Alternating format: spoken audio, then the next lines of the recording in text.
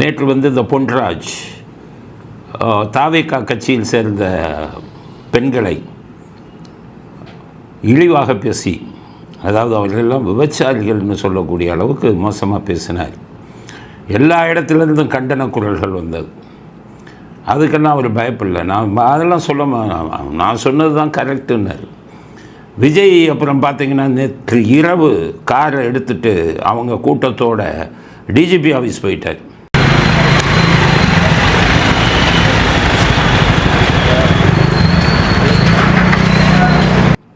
DGP ஆஃபீஸ்க்கு போயிட்டு DGP ஆஃபீஸில் பெட்டிஷன் கொடுத்துட்டாங்க. அப்போ கூட செவரெல்லாம் போயிருக்காரு, செங்கோட்டையன் எல்லாம். செங்கோட்டையன் டிஜிபி பேசுனதை பார்த்து அப்படியே நம்பிட்டார். நிச்சயம் நடவடிக்கை எடுக்கிறேன்னாரா டிஜிபி. அது போலீஸ் லாங்குவேஜ். போலீஸ்கிட்ட நீங்கள் போய் பேசிட்டு வந்தீங்கன்னா நம்பிக்கை வந்துடும். அது உறுதியாக எடுக்கிறாங்க. அது போலீஸ் லாங்குவேஜ். அது ரிமோட் கண்ட்ரோலு. அரசியல்வாதி இது இல்லாமல் ஒரு ஆக்ஷனை எந்த போலீஸ் ஆஃபீஸரில் எடுக்க மாட்டாங்க. போலீஸ் ஆஃபீஸருடைய இவங்க தான் அவங்கெல்லாம் ஏவல் துறை. காவல்துறை இல்லை, ஸ்டாலினின் ஏவல் துறை. நாளைக்கு யார் வருதோ அவங்களோட ஏவல் துறை. அப்படி பழகிட்டாங்க ஸ்காட்லாண்டுக்கு இணையான நமது போலீஸ். அதனால் போட்டு வந்தாங்க. உடனே நடவடிக்கை எடுப்போம்னு நினச்சாங்க. இங்கேருந்து ஸ்டாலினுக்கு செய்தி போச்சு. என்னென்னா டிஜிபியை பார்த்துட்டாருன்னு.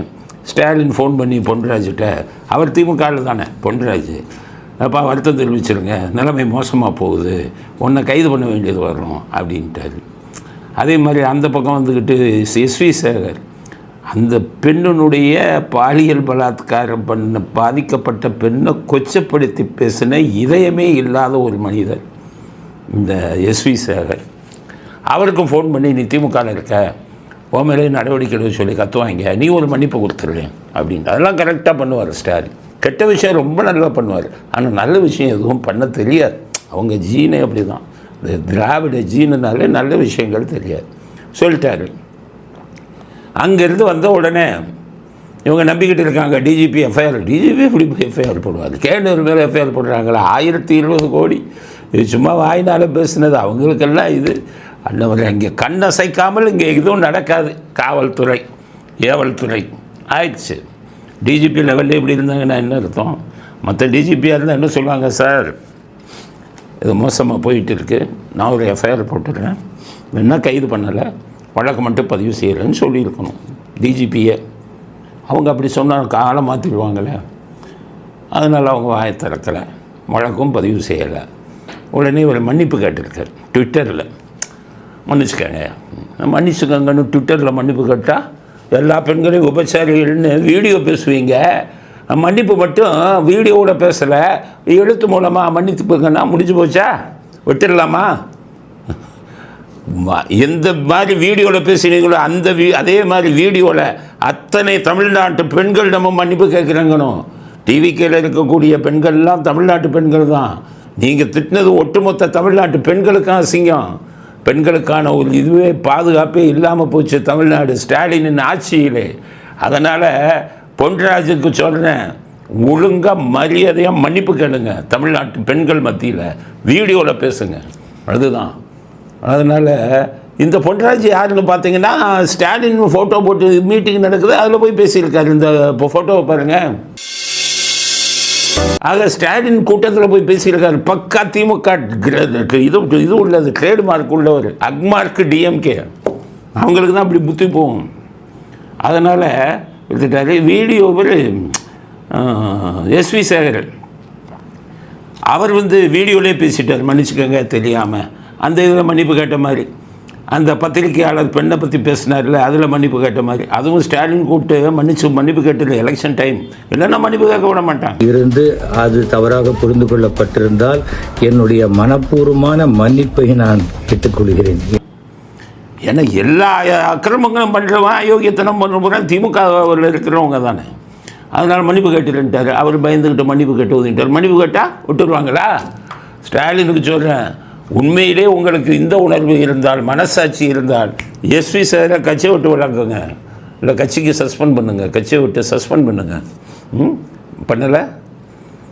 ஒரு சினிமா நடிகையை பற்றி ராதா ரவி பேசிட்டாருன்னு சொல்லி உங்களுக்கு சம்பந்தம் இல்லாத சினிமா நடிகை, உங்கள் கட்சியில் கூட உறுப்பினர் இல்லை, அவரை பேசிட்டாருன்னு சொல்லி உங்கள் குடும்பத்தில் இருக்கிற ஒரு கொடுத்த தூண்டுதலில் ராதா ரவியை கட்சியை விட்டு சஸ்பெண்ட் பண்ணீங்களா இல்லையா ஸ்டாலின்? அப்போ அதே மாதிரி ஒரு பாலியல் பலாத்காரத்தால் பாதிக்கப்பட்ட அப்பாவி பெண்ணு அதை கொச்சைப்படுத்தி பேசின இவருக்கு மட்டும் எஸ்வி சேகருக்கு மட்டும் சஸ்பென்ஷன் இல்லையா? வெறும் மன்னிப்பு தானா? பொன்ராஜ் உங்கள் கட்சியில் இல்லை, ஆனால் நீங்கள் எஸ்வி சேகருக்கு என்ன நடைமுறையை பின்பற்றி இருக்கணும்?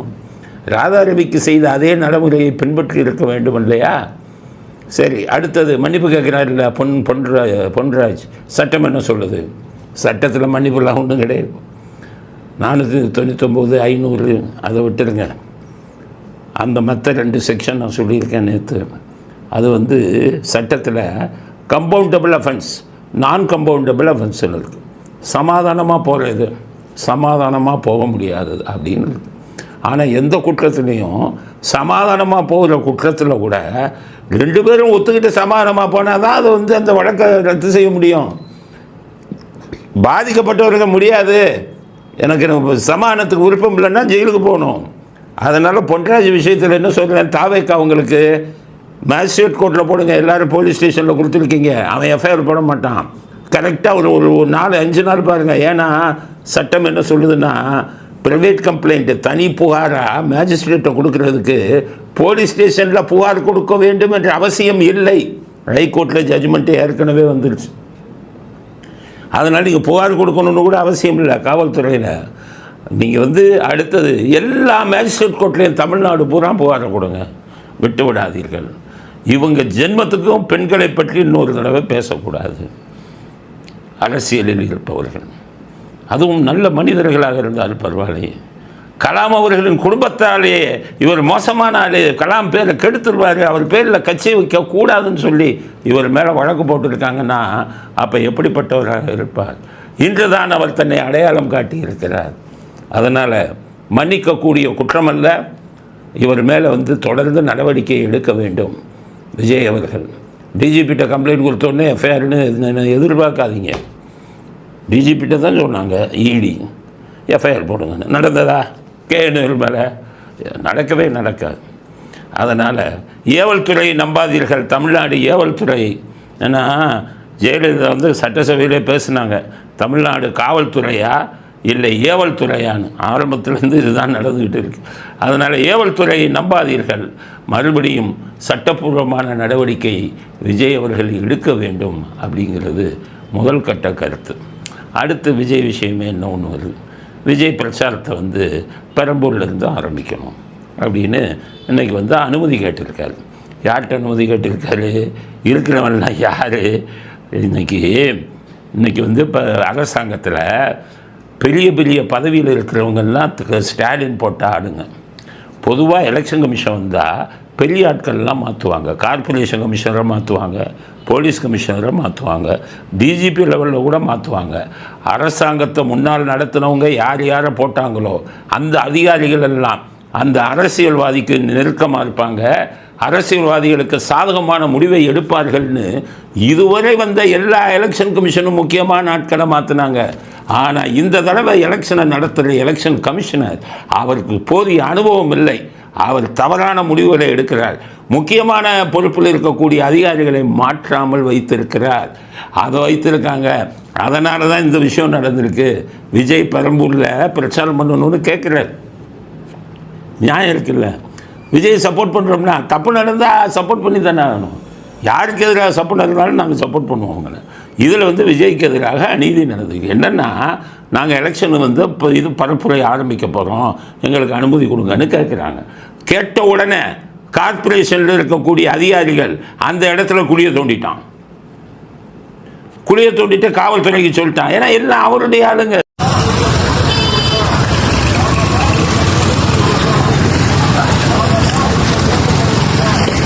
உதயநிதி வரான்னு சொல்லி நல்லா பலன்னு ரோடு போட்டாங்க 3 வாரத்துக்கு முன்னாடி. நேற்று நைட்டு வரைக்கும் நல்லா தான் இருந்தது ரோடு. ஆனா காலையில பார்த்தா பள்ளம் இருக்குன்னு சொல்லிட்டு பேரிகார்ட் எல்லாம் போட்டு வச்சிருக்காங்க. என்னன்னு தெரியல. ஸ்டாலின் ஆளுங்க உடனே காவல்துறை எங்கே பார்த்தாங்க, இந்த இடம் குழி தோண்டி இருக்குங்க, இதில் எப்படி இங்கே அனுமதி கொடுக்கறது? தமிழ்நாட்டில் இருக்கிறவெல்லாம் இழிச்சவனா, எவ்வளவு படித்தவன் இருக்கான், உங்களை விட பல மடங்கு அறிவாளிகள் இருக்கான். அதிகாரிகளுக்கு சொல்கிறேன், ஐஏஎஸ் ஐபிஎஸ் உங்கள் எல்லாத்துக்கும் உங்களை விட பல மடங்கு அறிவாளி இருக்கான் இங்கே தமிழ்நாட்டில். நீங்கள் ஐஏஎஸ் ஐபிஎஸ் பற்றி சொன்னால் வானத்திலிருந்து குதிச்சவங்க நினைக்காதீங்க, பெரிய அறிவாளிலாம் இருக்கான். உடனே அவங்க குழி தோண்டுவாங்களாம், இவங்க வந்துக்கிட்ட அனுமதி என்ன குழி தோண்டி இருக்குன்னா இழிச்ச வாங்கிங்களா எல்லாம் அப்படின்ட்டு அவங்கள இப்போ அந்த இதையே பிரச்சாரத்தையே ஆரம்பிக்க விடாமல் பண்ணியிருக்காங்க. விஜய் கட்சிக்கு சொன்னால் உடனடியாக ஹைகோர்ட்டில் அந்த அதிகாரிகள் சம்மந்தப்பட்ட அதிகாரிகள் மேலே வழக்க போடுங்க, போட்டு கொடுத்துட்டு இந்த அதிகாரிகள் எல்லாம் அது எலெக்ஷன் கமிஷன் உடனே மாற்றணும்னு கேளுங்க. எலெக்ஷன் கமிஷன் எப்படி இந்த தேர்தலை நடத்த போகிறாங்கன்னு தெரியல. எலெக்ஷன் கமிஷன் சார் வரை ரொம்ப வேகமாக பண்ணாங்க கரெக்டாக. ஆனால் நடத்தும் போது கோட்டை விடுகிறார்கள். முக்கியமான அதிகாரிகளை அதே பதவியில் வைத்திருப்பதனால் ஒரு சாராருக்கு ஆளுங்கட்சிக்கு அதிகாரிகள் துணை போகிறார்கள். எல்லாத்துக்கும் ஒரு மாதம்தான் டைமு, அப்புறம் எல்லாம் வீட்டுக்கு தான் போக போகிறீங்க. வீட்டுக்கு போனீங்கன்னா உங்களுக்கு சும்மா விட மாட்டாங்களே, வர்ற அரசியல்வாதி சும்மா விடுவானா? உங்கள் மேலே என்னென்ன நடவடிக்கை இருக்கோ அதெல்லாம் நடக்கும். அதனால் எங்கள் அரசியல் கட்சி உங்கள் மேலாம் வழக்கு நிறையா போடுவோம், விடவே மாட்டோம்.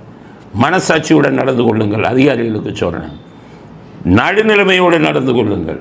மக்களுடைய தீர்ப்பு இது. மக்கள் என்ன நினைக்காது, எதுலேயும் தலையிடக்கூடாது, ஒரு சாராராக எதுவும் பண்ணக்கூடாது. பண்ணுனா அதுக்கான விளைவுகளை ஆட்சி மாற்றம் ஏற்பட்ட பிறகு எல்லா அதிகாரிகளும் அனுபவிப்பார்கள் அப்படிங்கிறது தான் நான் கருத்தாக பதிவு செய்ய விரும்புகிறேன். டிவிக்கு வந்து வேகமாக இது பண்ணுங்கள். உயர் நீதிமன்றத்தில் இந்த அதிகாரிகள் மேலே வழக்கு போடுங்க. இவனே குடி தோண்டுவான், இவங்களே வந்துக்கிட்டு வைக்க முடியாது. என்ன நடந்தது மதுரையில் எல்லா தமிழ்நாட்டு மக்கள் தெரிஞ்சுக்கங்க. மதுரையில் ஜாயா லூக்காஸ் அப்படின்னு மிகப்பெரிய நகைக்கடை, அவன் பெரிய கோடீஸ்வரன் இந்தியாவிலேயே. பாம்பேலெல்லாம் அவ்வளவு இது இருக்குது. அவர்கள் நகைக்கடையை திறக்கிறாங்க புதுசாக, திறப்பு விழான்னு வச்சுருக்காங்க. திமுகவை சேர்ந்தவர்களுக்கு அவர் கருணாநிதி குடும்பத்தை சேர்ந்த பேரை சொல்லி அங்கே போய் டொனேஷன் கேட்டிருக்காங்க ஜாயா லூக்காஸ்ட்டு. அவன் இந்தியா பூரா வச்சுருக்கான் பல கோடி, நூற்றுக்கணக்கான கோடி. அவன்லாம் டொனேஷன் கொடுக்க முடியாது. டொனேஷன் கொஞ்சம் நெஞ்சம் கேட்டால் பரவாயில்லையே, கோடியில் கேட்டால் எப்படி கொடுப்பான்? அவனே பாவம் கோடியை போட்டு ஆரம்பிக்கிறான், கொடுக்க முடியாதுன்ட்டான் டொனேஷன். உடனே கார்பரேஷனில் சொல்லி அந்த ஜோயா லுக்காஸ் வாசலில் குழியை தோண்டிட்டாங்க. ஜோயா லுக்காஸ் போலீஸில் போய் கொடுக்கல, அவனுக்கு தான் தெரியுமா போலீஸ் எவ்வளோ துறையாக இருப்பான், எந்த கட்சி வருதுன்னு. ஒன்றுமே பண்ணல. அங்கேருந்து ஒரு ஃபோன் அடித்தான் அவங்க குடும்பத்துக்கு. அடுத்த நிமிஷம் கருணாநிதிட்டிருந்து இது வந்துருச்சு, உடனே குடியை மூண்டுங்கப்பா, இல்லைன்னா நம்ம உயிருக்கே ஆபத்துன்ட்டார் கருணாநிதி. உடனே குடியை இவங்களே மூடினாங்க. திறப்பு விழாவப்போ குழி தானாக முடிச்சு. இந்த குழி தோன்ற கதை, கார்பரேஷனை வச்சு குழி தோன்றது, போலீஸை வச்சு அதுக்கு அனுமதி கொடுக்க மாட்டேன்னு சொல்கிறது, இதெல்லாம் அவர்களுக்கு கைவந்த கலை. போன தடவை ஆட்சியில் இருக்கும்போது இந்த கலையை செஞ்சாங்க. அதே தான் இப்போ செஞ்சுருக்காங்க விஜய். இதை வந்து நடக்காது. விஜய் அவர்கள் உடனடியாக நடவடிக்கை எடுங்கள். எலெக்ஷன் கமிஷனுக்கும் எழுதுங்க, இந்த அதிகாரிகள் ஒரு சார்பாக நடந்து கொண்டிருக்கிறார்கள்னு எழுதுங்க அப்படிங்கிறது தான் முதல் கட்ட. இதோடு விட்டால் பரவாயில்ல. இந்த வில்லிவாக்கம் அதுதான் இருக்குல்ல, வில்லிவாக்கத்தில் தாவேக்கா ஆஃபீஸ் இருக்குது. அந்த ஆதவர்களுக்கு இங்கே சீட்டு கொடுக்க போகிறாங்கன்னா அவர்களுக்கு ஒரு ஆஃபீஸ் போட்டார். அந்த ஆஃபீஸுடைய உரிமையாளர்கள் 80 வயசுக்கு மேலே போய் வீட்டில் மிரட்டியிருக்காங்க, சேகர் பாபு ஆளுங்கன்னு சொல்கிறாங்க. அவங்க ஒருத்தர் வெக்கேட் பண்ண சொல்லணும். ஆனால் அந்த ஓனர்ஸை வயசானவங்களும் பார்க்காம 85 வயசு இருக்க ஒரு பெண்களை வந்து மிரட்டுறது, ரவுடித்தனம் பண்ணுறது, இதை பண்ணி எங்கள் ஆஃபீஸை வந்து காலி பண்ண சொல்லியிருக்காங்க. ஒன்றும் இல்லை, எங்களால் வந்து இங்கே இருக்கக்கூடிய ஓனர்ஸ்க்கு வந்து எந்த பிரச்சனையும் இல்லாமல் நாங்கள் இந்த ஆஃபீஸை விட்டு வெக்கேட் பண்ணுறோம். ஆனால் இந்த அராஜகமும் இந்த ரவுடித்தனமும் கண்டிப்பாக கண்டிக்கத்தக்கது. மிரட்டி காலி பண்ண வை. ஆனால் தமிழ்நாடு உங்கள் வீட்டுக்கு பட்டா போட்டு கொடுத்தாச்சு, இல்லை பட்டா போட்டு கொடுத்தாச்சு. உடனே நிறுத்து, வாடகைக்கு கொடுக்காத அப்படின்ட்டு காலி பண்ண சொல்லு. இப்படி தான் பண்ணுவான். அதாவது 24 மணி நேரத்தில் காலி பண்ண சொல்லுவான் போலீஸு. 24 மணி நேரத்தில் காலி பண்ண சொல்லுவான். ஏன்னா நீங்கள்லாம் கொள்ளை அடித்து லஞ்ச பணத்தில் வீடு கட்டியிருக்கீங்க. பாவம் சாதாரண நாள் என்ன பண்ணுவான், ஏதாச்சும் வாடகை வீட்டில் இவங்களுக்கு வேண்டிய ஆளுங்களை காலி பண்ணணும்னு வைங்க, ஓனர் போய் மிரட்டி 24 மணி நேரத்தில் காலி பண்ண வை அப்படி. சரியான முதலமைச்சர்கிட்ட மாட்டலையா நீங்கள்லாம்? பல பேர் டிஸ்மிஸ் பண்ணி போயிடுவீங்க, டிஸ்மிஸ் ஆகி வீட்டுக்கு போயிடுவீங்க. அதான் நாங்கள் சார்ந்த ஒரு கட்சி வந்ததுன்னா எத்தனை பேர் டிஸ்மிஸ் ஆகி போகிறீங்கன்னு பாருங்க. அங்கே போய் மிரட்டியிருக்காங்க, அங்கே போய் மிரட்டினோன்னு அவங்க காலி பண்ணிட்டாங்க. அவங்க சரின்னு காலி பண்ணிட்டாங்க. அங்கே பெரம்பூரில் இருக்க வில்லிவாக்கம், சென்னை நகரத்தில் இருக்கிற அத்தனை கல்யாண மண்டபத்தையும் பயமுறுத்தி வச்சுருக்காங்க. அவங்க சொல்கிறாங்க, ஆதவர்ஜன் சொல்கிறாரு, எந்த கல்யாண மண்டபத்துக்கு போனாலும் வாடகை கொடுக்க மாட்டேங்கிறான், அந்த மாதிரி பண்ணி வச்சுருக்காங்க. பிரச்சாரம் பண்ணுறதுனா குழியை தோன்றுறான், இதை பண்ணணும்னா கல்யாண மண்டபத்துக்கே கொடுக்குறான் அப்படின்னு. அதுதான் ஜெயலலிதா போட்டாங்க அடி, துண்டை காணாம் துணியை காணான்னு போய் அவன் காலில் விழுந்து. ஜெயலலிதா இருக்கும்போது ஜெயலலிதா பண்ணியிருந்தா என்ன ஆயிருக்கும் தெரியல, என்ன ஆயிருக்கும். அதுதான் சொல்ல சொல்லுவாங்க. அது 2001 இதில் பஞ்சாயத்து தேர்தல் உள்ளாட்சி தேர்தலில் கண்ணால் பார்த்தனே இந்த காட்சிகள் எல்லாம். ஸ்டாலின் ஓடினது, சரத்குமாரை கூட்டிகிட்டு வந்து சரத்குமாருக்கு பின்னாடி ஒளிஞ்சுக்கிட்டு நின்று கராத்தே தியாகராஜட்ட பம்மி பேசுனது எல்லாத்தையும் நான் பார்த்தேன், கண்ணால் பார்த்தேன். அதனால் இப்போ ஆட்சி இருக்குன்னு சேகர்பாபு சொல்லுகிறார், மண்டபத்தை அவனுக்கு கொடுக்கக்கூடாது, இந்த மாதிரி பயமுறுத்தி கொண்டு இருக்கிறார். அதனால் இதெல்லாம் சேகர்பாபுவின் மிரட்டலுக்கெல்லாம் நீங்கள் பயப்பட வேண்டியதில்லை. அவர் என்ன பண்ணுவார், இந்த தூய்மை பணியாளர்களை கூட்டிகிட்டு வந்து இந்த இதில் இருக்கக்கூடிய கக்கூஸ் இதெல்லாம் கொண்டாந்து உங்கள் வீட்டில் கொட்டுவார், தான் அவங்களுக்கு தெரியும். அதனால் இதுக்கெல்லாம் பயந்தீங்கன்னா விஜய் எதுவும் நடக்காது. அதனால் சேகர்பாபுவின் மிரட்டலுக்கெல்லாம் பயந்து கொண்டு இருக்காதீர்கள், எதிர்த்து தைரியமாக நீங்கள் வேலை செய்யணும் அப்படிங்கிறத விஜய்க்கு இந்த விஷயத்தில், வெள்ளிவாக்கம் இது விஷயத்தில் கருத்தாக நாங்கள் பதிவு செய்ய விரும்புகிறோம். அடுத்தது தாவேக்கா நடத்தின ஒரு மகளிர் தின விழா. அதில் ஒரு தலைமை ஆசிரியை, அவங்க பெண் தலைமை ஆசிரியை பெண்ணு, அவங்க என்ன பண்ணியிருக்காங்க, மகளிர் தின விழா நடக்குது, அதை தாவேக்கா நடத்துகிறாங்க. அதில் குழந்தைங்க, அது விஜய் ஃபங்க்ஷன், அந்த சின்ன பசங்க எல்லாம் போயிட்டாங்க. ஒரே ஆட்டம் பாட்டம் டான்ஸு. உடனே அந்த அம்மாவை என்ன பண்ணிட்டாங்க, தலைமை ஆசிரியராக ஆடிட்டாங்க.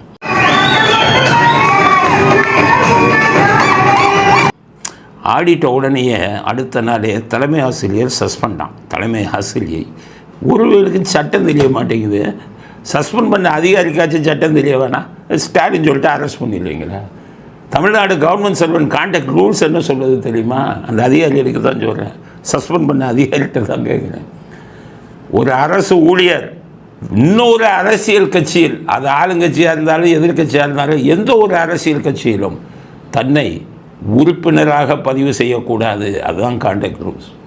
இல்லைன்னா இது தேர்தல் நடக்கும்போது தேர்தல் பிரச்சாரம் ஒரு அரசு ஊழியர் எந்த ஒரு கட்சிக்கும் பண்ணக்கூடாது. இதுதான் சட்டம். Tamil Nadu government servant contact rules. சட்டத்தை எடுத்து படிங்கப்பா. உங்கள் அதிகாரிகளை தான் கேட்குறேன். இந்த திமுக ஆட்சியில் உங்களுக்கு மூலம் இங்கே போயிடும், நீங்கள் உங்களை சஸ்பெண்ட் பண்ண முடியாது. அதனால் நாடுனதுக்கெல்லாம் பண்ண முடியாது. அவங்க உறுப்பினரானாங்களான்னு பாருங்கள். தேர்தல் சமயத்தில் போய் பிரச்சாரம் பண்ணாங்க, 2 இருந்தால் தான் பண்ண முடியும். போய் கான்டாக்ட் ரூல்ஸை படுங்க. அந்த தலைமை ஆசிரியருக்கு சொல்கிறேன், 1 மாதம் இருக்கு அந்த ஆட்சி போயிடுவாங்க, புது ஆட்சியில் நீங்கள் பண்ணிக்கலாம். இல்லை இவங்க ஒரு வேலை கனவில் கூட இது நடக்காது அப்படின்னு தான் நான் நினைக்கிறேன். ஒரு வேளை தில்லுமுள்ளு பண்ணி இது பண்ணால் தான் இங்கே ஜெயிக்க முடியும். அப்படி ஒரு வேளை தில்லுமுள்ளு ஆசாமிகள் வச்சு பண்ணி வந்தால் கூட நீதிமன்றத்துக்கு போனீங்கன்னா உங்கள் சஸ்பெண்ட் தவிடுபொடியாகிவிடும். சட்டத்திற்கு எதிராக உங்களை சஸ்பெண்ட் செய்கிறது செல்லாது. அது ஒரு விழா, ஒரு கட்சி நடத்தின விழா, அவ்வளோதான். அதில் போய் இவங்க பாட்டுக்கு டான்ஸ் ஆடிருக்காங்க, அவ்வளோதான ஒழிய வேறு சட்டப்படி உங்களை யாராலும் கிழிக்கக்கூட முடியாது அப்படிங்கிறத தலைமை ஆசிரியைக்கு நாங்கள் செய்தியாக சொல்ல விரும்புகிறோம்.